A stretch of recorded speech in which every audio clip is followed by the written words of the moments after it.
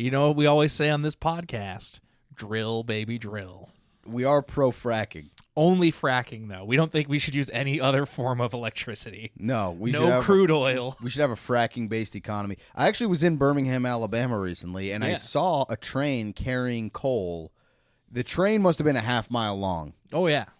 You see that long train run, and you watch it disappear without love. Is that song lyrics? Yes. Oh. It's from the Doobie Brothers. That's fun. I like the Doobie Brothers. Oh, yeah. I haven't had a Doobie in a while, but I do enjoy the Brothers. Yeah, the Brothers are good. You don't even need a Doobie to enjoy them. I call them the Brothers Doob. The Brothers Doob? Yeah. And I like to run a long train myself. That is true. I've been known to. I like to run a wide train. Have you ever run a train on somebody? as a one person? No, with somebody else. You need a second person. I think you need at least 4. You really avoid these. Have you ever done? I haven't done this, but I think if you do it, it has to be at least 4. No, 3 people's a train. 3 people's a train. Yeah, you have an engine and a car and a caboose. If you spit roast somebody, that's not a train, though. That's not a train. I guess that. I call that a train. Yeah, but you're not all facing the same direction. That's an important part of it. You could be. You could be. I've done that too. I've been the middle in that. You've been right in the middle. Yeah, I've been in the middle. I was performing oral sex on somebody while somebody else licked my ass. That's 100% true. I've done that. That's called a human centipede. Yeah, it was a human centipede. But it wasn't all. My mouth was on a vagina. Oh. And then a tongue was in my ass. I hope it was attached to someone. No, I was a tongue on a stick. on like a lacrosse pole, like a 6 foot long. Just... You ever seen one of those dildos on a stick? Yeah, I've been to the state fair. Get your dildos on a stick. Your family is gonna love this content. If for Tyler's family, I know you listen. Would you touch that with a 10-foot pole with a little dildo on the end? You touch that with a 10-foot dildo. I'm gonna start saying that. Dude. I wouldn't. That's tricky subject matter. I wouldn't touch that with a 10-foot dildo. You're gonna be kicked out of a lot of town council meetings. Well, dildos are the main issue I want to bring to the town council. Yeah, we got gun control. Why don't we have dildo control? There should be a 3-day waiting period. You should need to pass a test. Pass a test. Yeah, take a safety concealed course. Carry test. Concealed carry. Yeah, I always carry one around. You never know when you might need it. Dude, I almost got mugged the other day, but then I pulled out my little dildo. Oh, that's a classic. That's a classic internet video. A guy's getting mugged, so he just starts doing gay stuff, and the muggers run away. It's not gay. It's a dildo. Sure. It's neutral. Yeah, that's true. That's true. Plus, it's a great throwing weapon. It's perfectly weighted. It's hard silicone, the one I got. Oh, that's terrible. It's got little air. I might have purchased a model airplane. I'm realizing. I might have actually purchased a mortar shell. I purchased a. I think this is a 55 caliber mortar. Yeah, it's like Band of Brothers. I had to slam it on my leg and or is that Saving Private Ryan? Which movie do they do the? They have the mortars that they're just throwing. Oh yeah. That's Saving Private Ryan. Yeah. I'm doing that. I'm just launching mortars. Does that work? In the movie it worked, so I assume it has to. We're talking about croquet today. Croquet, the game of champions. Let me start with this question. Have you ever eaten a croquet? I have eaten a croquet. Is that what it's called? What is a croquet? It's a croquette. Croquette. A croquette. I think I've eaten one. It's like a savory British. Yeah, it's like a little pastry with. I think it's French. Now that we're saying croquette. Yeah. It is savory though. I'm not wrong. about that, it's right? savory. I think it's usually like a little kind of almost a little cheese. I don't know. Yeah, it's like a cheesy croissant thing. The place I used to work as a dishwasher, they'd have those, and they'd always just be like, they'd wander by and they'd just like, have one of these, just toss them into my mouth. Oh, that sounds. They had like a leaderboard. It was a great workplace. Sounds like a healthy work environment. Yeah, they had that big poster that said Phil Tyler's Maw. Yeah. And then the first half hour of shift, they would ask you to close your eyes and open your mouth. That happened many times at that job. That's not a bit. The chef would come by and she'd just be like, "All right, just open your mouth." And then she'd just toss a rabbit kidney in there. Yeah, but she would say, close your eyes. That would be crazy. I can't confirm, but I feel like it did happen. Where she's like, just try this. I did. That's how I had rabbit kidney. It was good. Now, was she attractive? Yeah. Did you have sex with her? No. All right. Glad we cleared that Yeah, up. no. there was a time that I was the dishwasher, so I had to lug out the giant industrial jug of used oil and grease that God. once a week. I had to waddle that over. And as I was leaving, I put it down, and this guy was coming up the exit stairs, and I hadn't seen him before. And he's like it's a fire exit, and he's coming up to go in. He's like, "Can you open the door for me?" And I'm like, I don't know who you are. So I just poke my head in. Hey, this guy wants to come into the restaurant, and the chef is like, "Yeah, that's my husband. It's fine." Okay. That's so she was married. Yeah. Not to you. Yes. Every single person, every story, I'm going to ask you two questions, okay? Yeah. Are they attractive, and did you sleep with them? Our podcast, by the way, is brought to you by Hustle Milk. The only milk with 800 The only milk that caffeine. that asks you the hard questions. That's pretty good. That's better. The only milk that looks you in the eyes and says, "Did your employer have sex with you?" Hustle Milk, the only milk that is autonomous. The only milk that is sentient. Sentient. I was like, autonomous. What? It has its own government. It's an autonomous region of Hustle I was Milk. trying to. What do you call it? Prehensile, maybe. Sentient, prehensile, like a tail. Yeah. That's not what.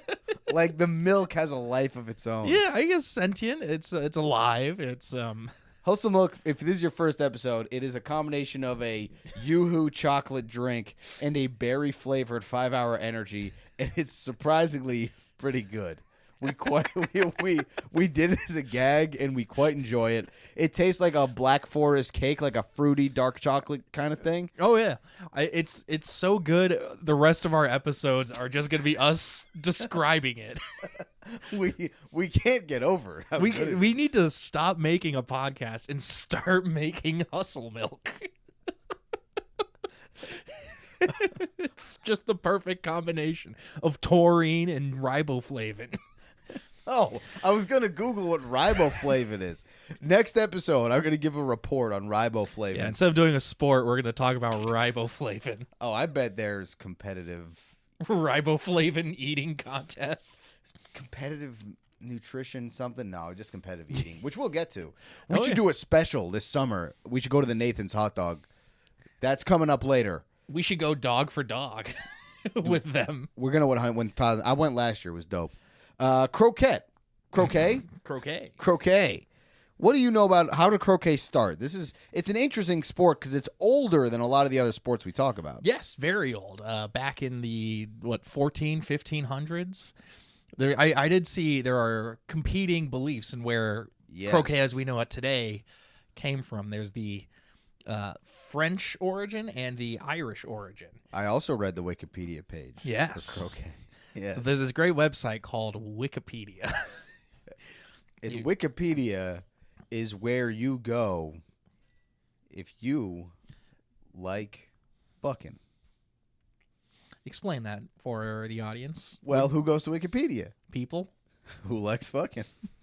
You know what? People do like fucking. Yes. You got me there, brother. These people, they do be. I was not wrong. They do be gagging and sagging. You know, I know that sounded like I was just grasping for something, and the first thing that came out was sex because it's an easy out. But no, it was well thought out and true. Hey, sometimes you grasp at a straw, and it turns out it's a ladder. I like that saying. A ladder a to lot. success. Did you just come up with that? I did. Dude, you're so much faster than me. This is Yeah, embarrassing. yeah. Well, in some regards. In one specific other regard, I'm very slow. Running? You've run more than me recently. Yeah, that doesn't mean I'm faster than you. All right. My run might be your walking pace. What's your pace? My pace? Oh, it's like 2 to 3 steps per stride. So tell me about these origins of croquet, because I was trying to decipher it, and I got lazy and sort of bailed. So I believe the nobility back in Brittany, which is the peninsula of France in the northwest. Have you ever been? I've not been to Brittany. Me neither. I've been to Paris. Oh yeah. Yeah, How was that? it was fine. Yeah. When?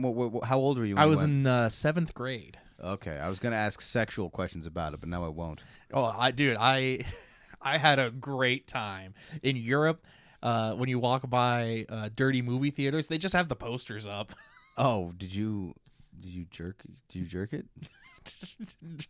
I don't know if I did on that trip. I don't have the exact. I don't have a diary. You don't keep a jerk log? I don't keep notches on my shelf like you do.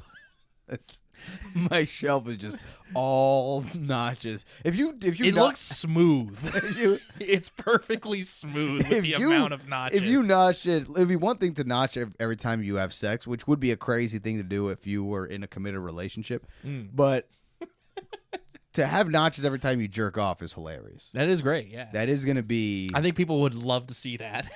Yeah, that might be my new movie. Your new movie. Yeah, it's going to be called Notch. And that's literally the premise. And then I'm just going to explore it and see what happens in this guy's life. See how a man on a mission deals with carpal tunnel. He's not even going to jerk off more than a normal person, but like people are going to come over his house and ask about the notches, and it's going to get out, and then a crisis will ensue. There will be an inciting incident. He's going to lose a girlfriend and then get her back at the end. A Notchwork orange.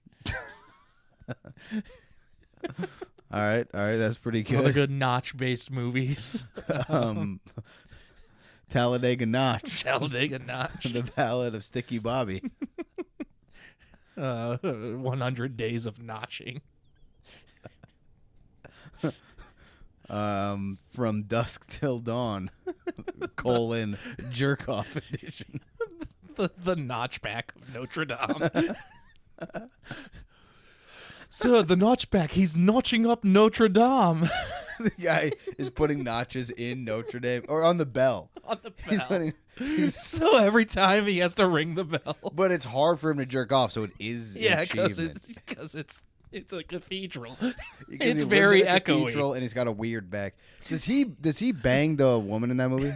Yeah, they do full frontal. No, really. No. That's the only Disney movie where they show it. I don't think I've seen that movie since I was like 3 years old. Yeah, so. and they do it. Does the girl fall in love with him? Oh yeah. And she's like, "Oh, I love your back. Let me blow it out." That's where that phrase comes from. And dude, the back shots of Notre Dame. That's pretty good. Sanctuary. I should rewatch that movie. That seems like a dark kind of movie. Oh, it's great. The main villain is just a perverted cardinal. Yeah, is he perverted? He sniffs her hair. So he should be president of the United States then. Oh, I'm a little late on that one. I want to make sure I have a different, because you've got your I want to be like a oh. Do I do a Soprano style oh? Do you? Do I? You do it constantly. Oh, I do? Oh, yeah. Do I do it on the pod? Do you not know that this is happening? No. Is this a terrible... I listen to all these and I edit them, but I've never... I don't think that's something I do often. Has your mind tuned it out so now you can't even hear it? Am I doing it outside of the podcast? You're doing it right now. Oh, no. I can't stop. All right. Well, we're a good 15 minutes in or so. Do we want to talk about croquet? Yeah, so you got these balls. Yeah, okay. Let me start with this. We'll get back to the history. May I? Sure. Okay. Calm down. Okay. You're coming in real hot right now. Well, because I feel like you were about to go silly. You were doing the silly face. You were doing like, I'm about to say something ridiculous. I do want to actually explain the sport a little bit to see if we have the same understanding of it. We have wildly different understandings of croquet. We might. We might. Because it was complicated. I did watch some videos explaining it. Let's start with this. There's a few different varieties. Yes. The three main ones that I learned about are association croquet, Yeah. golf croquet. Mm. Those are the international competitive ones. Yes. Then there's garden croquet, also called American six wicket, which is that's the predominant form in North America. Yes. But it's not an international competition form. So Yeah. I want us to focus on association golf, Yeah. where association croquet is the older version of it, and basically you score points by hitting balls through wickets. You've probably seen these wickets, but they're like little gates that are stuck into grass. You play on a manicured rectangle of grass. Your mallet is this big, heavy mallet. They swing it between their legs like old ladies. It's embarrassing. And the balls are these like heavy kind of lawn balls. They're like they're made. It looks They're like croquet balls. Yeah, they're croquet balls, but they're like kind of like bocce balls. Yeah, It's like a solid piece of metal. I think it's metal. Ceramic. It might be something like that, but it's a hard. It's not. It's a hard. It's like a bowling ball kind of. Yeah. But a bowling ball that fits in your hand. It's like a smooth rock. And you're supposed to, in both variations, the wickets have a certain order, and you're supposed to hit the ball through the wickets in order. But the difference is in the details. Where association croquet, I'm supposed to hit my balls through the first wicket, then the second, then the third, then the fourth, and the fifth. Golf croquet is more like it's a race to see who can get the first wicket, and then once somebody gets the first wicket, everybody's going for the second wicket, and then everybody's going for the third wicket. And the other difference that I saw is association croquet is very much, there's ways to like keep your turn going. You hit your ball into the other ball, and then you can pick it up.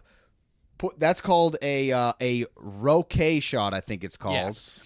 And then you can pick a ball up, put it right next to the other ball so they're touching. Then you take your croquet shot, and then you take a continuation, and if you made a wicket, you get one more shot. So there's basically, somewhat like billiards, a really good player can kind of almost win the whole game in one. Are they able to win the whole game in one turn? In theory. In theory, they can win the whole game in one turn. As where golf croquet, I think you're just going back and forth, right? Yeah. Okay, that was long-winded, but is everything I said made sense? I'm realizing now that I was researching basketball. No, that's roughly what I got. I believe instead of, I thought with golf it was just that you're trying to get to the end first, not necessarily you reset after each individual. Yeah, it's like that. Again, I could be wrong, but that was my understanding. Was that one of the big differences? And golf croquet is the newer version. It's getting more popular. I think it's more of like and this is a common trend in sports. Cricket had the same thing where classic cricket can last like 3 days, go forever. They have a new form of cricket that takes, I think, 3 to 4 hours, and that's now become the more popular one. Similarly, golf croquet is like more fast moving and competitive versus association croquet. It's like one person goes for 20 minutes. Then the next guy goes for 20 minutes. And, you have 4 balls, by the way. One team has the black and blue balls. And the other team has the red and yellow balls. Yeah. Red and yellow? Yeah, I'm very rough. You're very rough with your balls? Yeah. You should see the notches on his bed, dude. They are disturbing. His bed looks like a cheese grater. And it's used like one. Oh. You shred parm in bed? Yeah, that's what I call it. You haven't been shredding parm? You want to come back to my place and shred some parm? While we're on the subject, eating. Say when. I always keep a bottle of the shelf-stable kind next to my bed just in case. Okay. Eating in bed. What's your eating in bed policy? As long as it's got parm on it, it's going down the gullet. I want to know genuinely, do you eat in bed? How do you feel about it? I used to eat in bed, and I stopped with my new bed because I got a nice mattress. Okay, so it's more of a hygiene thing, yeah, less of a mental health, diet, nutrition thing. Oh, yeah. No, I do very little to maintain my mental health with diet and nutrition. Okay. Yeah, because that's my main reason for not eating in bed is the hygiene thing. You know, like that's why the only thing I eat in bed is saltines. I eat saltines with no napkin. That's the No only parm? thing. What are you doing? I'll put cheddar, a slice of cheddar on the saltine, but That's not parm. trust me, the room's gonna smell like parm at some point. Yeah. What part of the body is producing that? You don't think parm smells like sex? No. No, I think I make my sex smell like parm. no, But that is an active process I'm no. undergoing. If there's juices flowing, it smells kind of like parmesan. It shouldn't. It shouldn't. I'm going to What do tell you you right mean? now, you should contact a doctor. What do you mean? You need to contact a doctor that's not in Little Italy. I know where you get your doctor. It's a normal. Dr. Fiorino was not. Dr. Fiorino. He assured me everything was okay. Fine dusting. It's becoming Rodney Dangerfield. Hey. Oh God, it's a buffalo. A buffalo. It's buffalo mozzarella. Mozzarella. Buffalo cockerel. That's all it is. That's all it is. You're gonna be fine. Just lube up your brajol. You'll be okay. Lube up your brajol. That's what my doctor says to me. I think Butter up that's- the I think that's brajol. what we all said to each other last time I went on a bachelor party. All right, boys, we gotta lube up our brajol. we gotta stretch our gabagool. See, gabagool is too specific. It's too specific. Brajol is something Italian people say to mean cock. Gabagool is just from the show. I'll do a variant. I'll give a variant of croquet. Yeah. Okay, so instead of association croquet, golf croquet, or garden croquet, I'm gonna do arena croquet. Classic. Yeah. It's gonna be played not on turf. It's gonna be played on hardwood, and it's gonna be just the paint area of a basketball court. And there's really it's all wicket. The whole place is wicket, so you kind of gotta force the ball through to get to the right wicket at the right time. That's What do you mean by it's all wicket? like there's, How are you getting these wickets into the hardwood? They're not. Are you drilling down? They're not drilled in. They're just cones? They're just yes, exactly. Do they weeble wobble and fall down? If you hit them wrong, yeah, Hmm. yeah. What about you? What's your variant of croquet? Uphill croquet. Okay, It's on a 45-degree angle. that's a steep hill. That's a steep hill. So you have to be constantly hitting because the balls don't stay there. You have to just keep. Oh, dude. It's regular. Dude, not turn-based, but real-time. Real-time cricket. Hockey croquet. Yeah, but it's uphill. It's like a mini. You have to get it through, and if it falls back through the same wicket, it does your wicket. So Now- you got to hit it up and over so that you can. And are keep we going. still taking turns? No, it's all at the same time. You start off all back to back, like boom, boom, boom, boom, and then you're just going. You're going. That could be interesting. Oh yeah, especially because once you get through the first two, you have to go down through. But then the ball rolls down to the side, so you have to hit it up and around and back down. Oh man, yeah. No, that's interesting. That actually could be really fun. I think 45 is a little steep. You saying we should go steeper? I say we should go 20. 20? A 20-degree incline is still very steep. What are you, a coward? I am. Yeah. When it comes to croquet. When it comes to 45-degree croquet, these balls are flying. 45 degree, I think, is considered like climbing. Yeah. We've got little mountain climbing footholds. You've got to dig in. You have those like spiked shoes they use for rock climbing where you dig into the mountain. Oh, are those controversial? In croquet, definitely. In croquet, absolutely. I don't know about in rock climbing, Dude, but in croquet, absolutely controversial. I would love to see like one of these old British losers playing croquet wearing cleats. Just absolutely dug into the turf. This like fine $1 million lawn that they're standing on, just tearing it up. Now, you've identified croquet as a rich person sport in the past. Do you still stand by that? It's not. I mean, it was definitely started by nobles. Yeah. And it's not now that lawns are just in general very widespread. I definitely say if you are joining a club to do it, you've got enough money. Yeah, If you're like, buying the $25 set at your CVS or Target in your backyard wasn't enough croquet for you. Yeah, because you can if you have like you don't need that big I mean, you do need like a serious backyard, but if you live in the English countryside, Yeah. and you have a lawnmower, you could set up a croquet court. And yeah, like you said, just like get the kit for like 80 pounds, and Yeah, and that's it. I'm actually that's my plan is to just buy little plots of land next to the clubs and offer way discounted croquet services. Oh well, those I'm undercutting the big boys. well, one of those British club owners might confront you. Yeah, well, you know, I'm willing to club that man right in his kneecap. Wow, that's very American. When I said a British confrontation means that he will look at you sourly. Yeah, and you know what? I don't take sour looks. I'm a sweet boy. I don't take no sour looks. No. So you're just gonna club him in the knees? Oh yeah. Okay. Oh, he'll learn. He'll learn pretty quick. I'll also learn pretty quick when I'm in jail from clubbing this man. Well, yeah, because then the police come and club you because they don't have guns. First of all, it's not the police; it's the coppers. Is that what they call them? I don't know. Just going for it. They probably have some cute name. Britain's such a adorable place.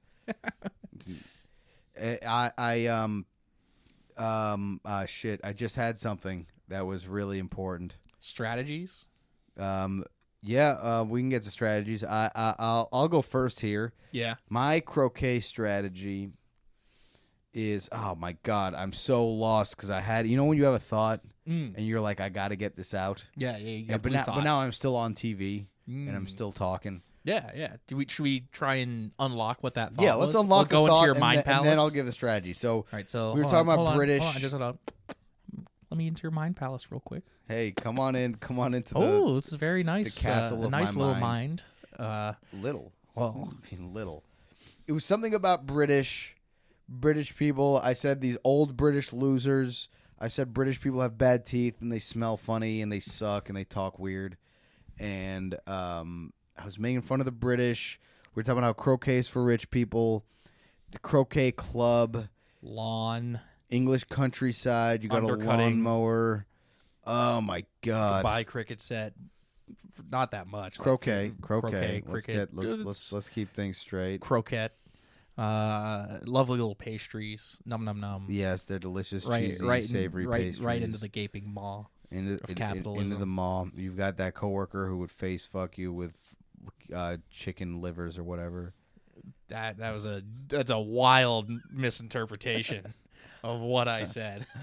Right. She would feed you chicken livers with your eyes closed, and she would take the chicken livers out of your mouth and put them back in for some reason. Oh, I thought you were going to say, and then use them for service. It's just a pop in and out. It was a flavoring. It was a way to exact retribution. You were the house revenge mouth. The revenge mouth. Yeah, the revenge mouth. I think that was a sci-fi original movie I saw. Well, I lost my thought about Britishness, but my strategy for the game, how I'm gonna win croquet. All right, here it is. Yeah. Double-headed mallet. So normally they have this mallet that they swing between their legs, like that, and they What I'm going to do is I'm going to get like a kung fu style mallet that's got a head on both sides, and I'm going to spin it around. It's going to get way more momentum. And like that, I'm going to have the hardest mallet hit in all of croquet, and I'm going to become the first power-based croquet player. See, I think this would work better if you had like mallet nunchucks. That you're spinning around. That's sick. Yeah. You get them going, and then it gets that centrifugal force. That's actually. Did you see, by the way, how they swing it between their legs? Oh yeah. Doesn't it look so dumb? It does, but I imagine if you're going on the it's probably more accurate. Yeah, because on the side you might pull. Yeah. It's definitely more accurate to do it that way. But like, it's like granny style bowling. I thought we were gonna see golf style swings. That's how I imagine it in my head. This between the legs thing really, really screwed me up. It really seems to have affected you. Yeah, I mean, and they have there's a technique to it. They do a certain way to grip it. Yeah. Oh, you know what? We were talking about eating in bed. Yeah. I was talking about how sex smells like cheese. There was the Italian doctor riff. Oh my god, I cannot get to the bottom of this. I had such a good thought. It was like really gonna be. Better be real good. It was such a good thought, and it wasn't just funny, but it was funny and like enlightening and It was really, what's gonna turn this pod around. It was gonna turn us around, and that was our real our moment, our touchstone. I just completely lost. That was gonna be our get her done. A really philosophical and important moment. What's your strategy for croquet? My strategy, what I'm gonna do is I am going to bring a shovel. Okay. And when people are getting ready to hit, I'm shoveling real quick, just creating little holes all around. They don't see me doing this because I'm very quick, and I'm just. I've noticed a lot of your strategies involve subterfuge. Yeah, that's the best strategy. You got to dig a little hole so that it drops right in. You're like, oh, where'd that hole come from? Imagine playing sports against you. There's a lot of you just doing this, just sneaking around. For the listener, I'm doing a sneaky pose. I'm just kind of tiptoeing around and ducking. I got a new strategy. The night before, I'm out at the lawn, and I'm digging all these pits, and I'm covering them with a thin film of grass. So there's a deep pit underneath, like a punji pit. like you're the Viet Cong. I'm building punji pits. I know where they are. So I'm hitting around. They're like, why did he hit over there? And they hit it, and the ball drops. And then you're like, you got to play that. And then they walk over to hit it, and then they drop into a human-sized punji pit right next to them. With spikes? Yes. Okay. Disease spikes. Snakes, maybe? Snakes.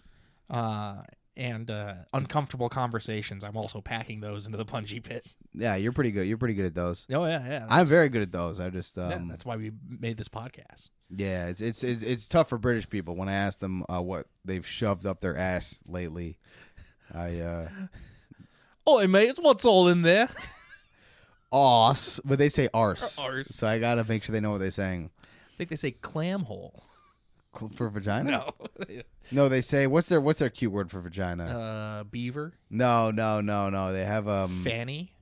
Isn't fanny ass? And in Britain, it's the vagina. Fanny's vagina? Yeah. That's cute. You learn a little something new every day, don't you? I do. I don't know why I'm doing this voice. Might not be picked up. I find it very patronizing. It is. It's absolutely patronizing.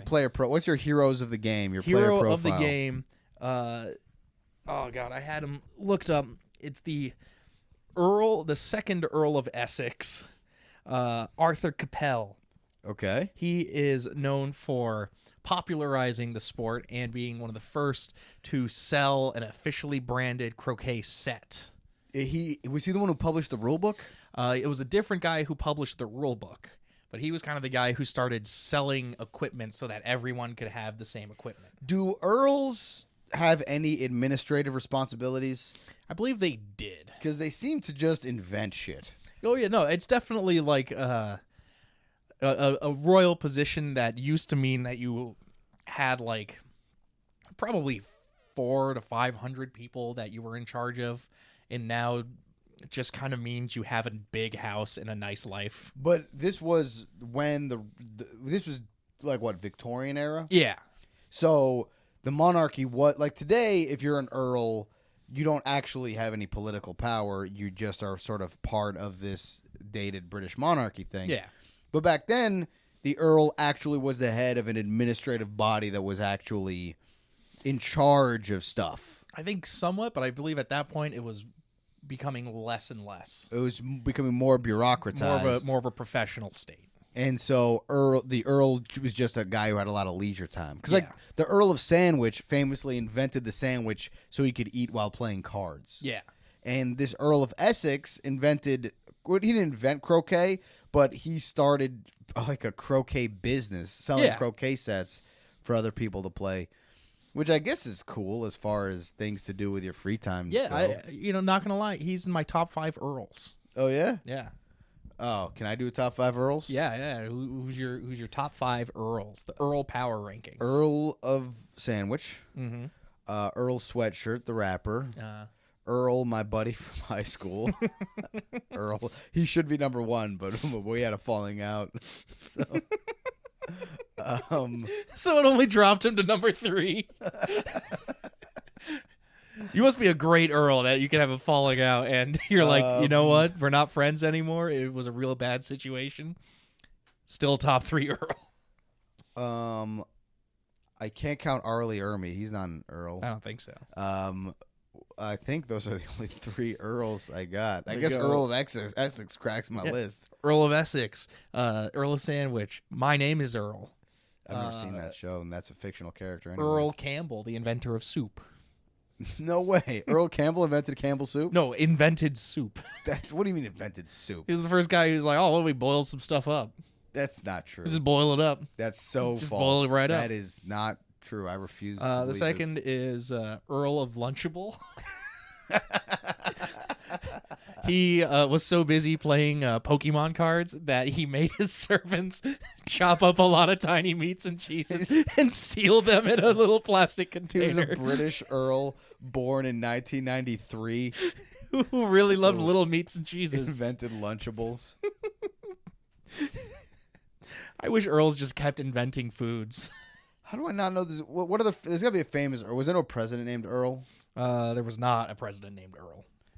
Damn, man. There wasn't like an Earl Coolidge. No, there's a Calvin Coolidge. I just gave it a different name. It sounded believable though. It did. It was definitely a name. This probably has been a Earl Coolidge. Let me do a player profile. I actually did something we don't often do here, and I actually profiled one of the greatest players. Oh. He's arguably the greatest of his generation. Mm-hmm. His name is Reg Bumford or Bunford. Bumford. Full name Reginald, but people call him Reg. I love his band Bumford and Sons. And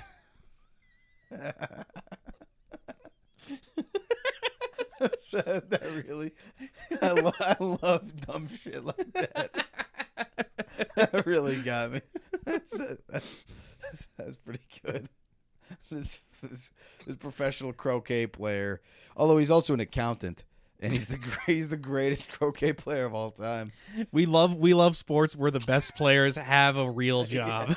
Yeah. That's always the best. And of all jobs to have, accountant is the most stereotypical. Like, that guy's a fucking accountant, but he's an accountant for rich people. Yeah. He's like he's one of these. He works. I don't think there's a lot of accountants for poor people. No, but I mean, like he's like the ultra rich. He's like a schmoozing, suit wearing kind of. He's not like a guy down in an office who like works in a cube farm. He's like a guy you go shake hands with and at a gala and then be like, hey, you wanna? Oh, my company needs consulting from blah blah blah. I think he got his accounting certification from like Deloitte or whatever. That was in his Wikipedia that he got it from Deloitte. But anyways, this is a good segue for us to talk about the two major competitions. There's a lot of competitions. The World Championships are called they're called Shields. The McRobertson Shield for association cricket and the Open Show Shield for golf croquet. Excuse me. Yes. Easy mistake. AC, they just abbreviated AC and GC. But he's a 12-time winner of the British AC Open, 12-time winner of the British GC Open, and the only person ever to hold both the McRobertson Shield and the Openshaw Shield simultaneously. In 2003, he won the World Championship for association and golf croquet. Only time that's ever happened. He unified the belts. He unified the old dorky nerd belts of croquet. You could have just said belts. It's a nice leather belt. Honestly, okay, of all the sports that we have profiled, the only one that I hated was race walking so far. And obviously there were some that like I think are cool, but I could never do, like synchronized swimming. Yeah. This is the first sport that we've gotten to where I'm really on the fence. Like, I could do this. It might be fun, but I think it sucks. I'm not sure, though. You've just never played it in a backyard? I don't think so. Maybe in like elementary school, I played some imitation of it. But dude, we could make this we can make your dreams come true. You want to go play croquet right in the middle of winter? We should do a video series. Let's talk after this of us playing weird sports. Can I pitch my a new variant, which is ice croquet? Oh, that's actually sick. Yeah. That's what I'm talking about. It's almost like curling, but you can hit the other things around. Yeah, dude, that's awesome. See, I would be into that. Now, do you go out in curling shoes or do you go out in skates? Gotta be skates. You're allowed one skate and one shoe. What shoes do they use for curling? I think they're just kind of regular, not like regular shoes, but I don't think they have specialized. They don't have specialized soles to grip the ice? Maybe. I don't know. We'll cover it in our curling episode when we get there. Yeah. We're definitely going to get there. Like, comment, and subscribe to get ready for that. Yeah. Get ready Well, to curl. we got a few minutes left here. Let's do some untold stories. Some great untold stories of croquet. Who should go first? I mean, I go back all the time to the greatest croquet player, in my opinion. Okay. Slippery Jeff John. And now why they call him Slippery? Oh, no, that's his Christian given name. Oh, it's Slippery. His nickname is Jeff John. Oh, Slippery Jeff John Oil Puddle? Is that? I think I read about him. His name is my name, too. He was a great player. Came out of the mean croquet streets of Cape Cod. Oh, he's American. American. Hyannis, specifically, where the real croquet happens. Nice town. And he was the first guy to just pick up another player's croquet ball and just toss it. Oh. They hadn't written a rule against it, so he was just doing it. And as they tried to legislate it out, he would hit the people who were trying to change the rule book. So he was tossing it at people. Oh, yeah, tossing it at people outside of the arenas, these packed houses, 20,000 people at a time, to watch this man bean other people with these heavy croquet balls. Did anybody get hurt? Oh, so many. It was brutal. In fact, it was a lot. It was happening in the early 1900s, and a lot of rich people would send their sons to play against him because then they would get injured and would be ineligible for the draft. So it was a draft dodging tactic where he would just bean people with these croquet balls. Now, I think I heard about this. There was some controversy that he was getting paid off to do this. Yeah, right? People thought that he was being paid by the Kaiser. Do you believe that to be true? I mean, I think it was the secret part of the Zimmerman telegram that they didn't. That's they didn't release because they loved him so much. He was really in with Woodrow Wilson, and he wanted to protect his croquet bro. Yeah, and it is a good thing because I know he played alongside a few of the Kennedys. Yes, it's a good thing. These were the early Kennedys. These are the pre-Kennedys. Pre-Kennedys. Yeah, that's what pre-K stands for in Massachusetts. Yeah, I went to pre-Kennedy. That's where they teach you how to talk like this. Did I go to kindergarten at a place called John F. Kennedy? No, I went to kindergarten at a place very near a John F. Kennedy museum, but it was not called John F. Kennedy. Yeah, that was the Jack Ruby kindergarten. Right across the street from Lee Harvey Oswald Middle School. That's hilarious. I used to live next to JFK Middle School in Somerville, Massachusetts. If I put up a sign next to it, that's a Jack Ruby Elementary School. That's really funny. I think someone would tackle you. That's really funny. Jack Ruby's a good Halloween costume. He did shoot the guy who shot him, allegedly. So I guess people would celebrate you. Yeah, Jack Ruby was pro JFK. Yeah. Oh, absolutely. Lee Harvey Oswald Middle School might not do. Yeah, you would. That's too on the nose. You're in Boston. You're too close to actual Kennedys who would kick the crap out of you. Yeah. They would descend from their prep school. That might be a problem. So what happened? RFK Jr. What happened to Slippery Jeff John? Did he ever win a championship? He slid right out of history. All right. Do you have a good untold story? Yes. Okay. Yes. Mine is his name was Gabriel Ginsberg. He was actually London's first Hasidic croquet champion. Oh, okay. Yeah. Now, were there many prior Hasidic croquet players who didn't quite get to the championship? So the problem was that the championship was often held on Shabbat. So he's not allowed to use tools. Yes, which was sort of discriminatory because they couldn't go play croquet on Shabbat, but they got pretty good at it amongst themselves because they don't really work. So all they had to do was they did work. They were involved in organized crime. Okay. Were the mallets involved in this organized crime? Absolutely. That's why they played croquet. It was a training exercise for how to bust skulls. So it's like NASCAR. Where NASCAR came from bootlegging. Yes, exactly. So of course the Hasidic community in London, they were involved in this is I'm Jewish for the listener. They were involved in money lending. So that part, by the way, that's from Peaky Blinders. I'm pretty sure that happened. But anyway, it's from Peaky Blinders. It must be true.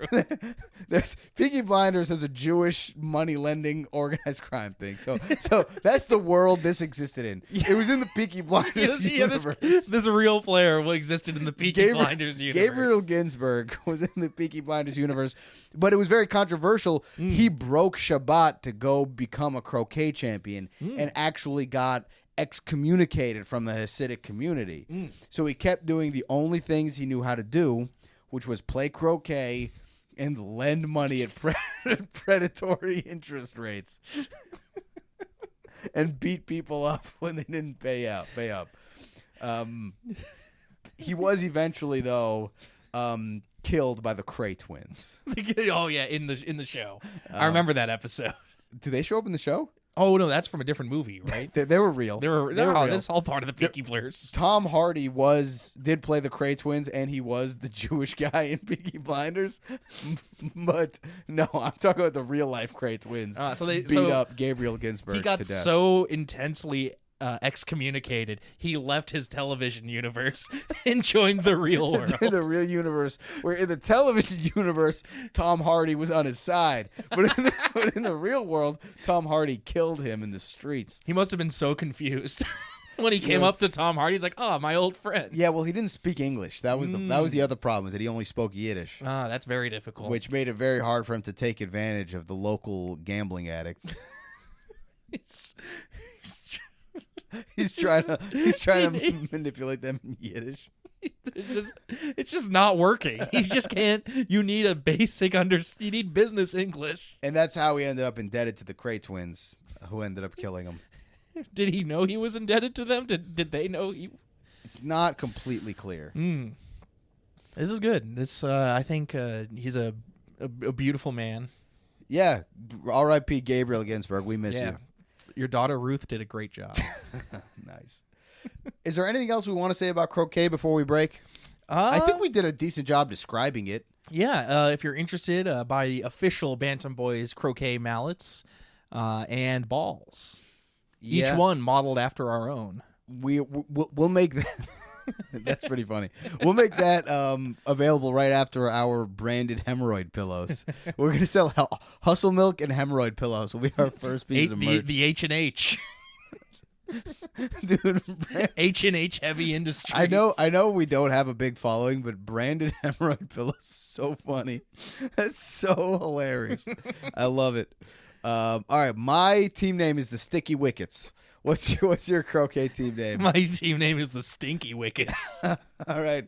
Thanks for listening, everybody. My team plays right above your team. Oh, no. Above us. Or below, depending on where.